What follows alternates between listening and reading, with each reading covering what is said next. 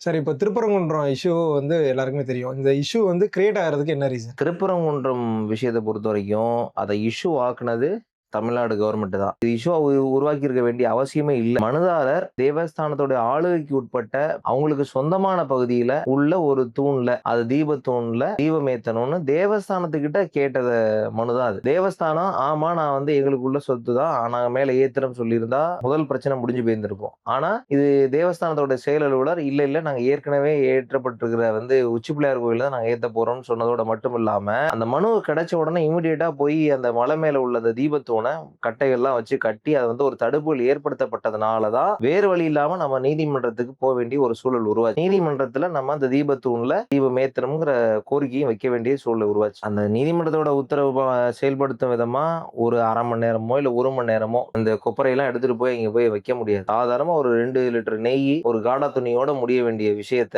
இவ்வளவு பெருசா ஊதி பெருசாக்குனது தமிழ்நாடு அரசாங்கம் தான். வேற யாருமே காரணம் இல்ல.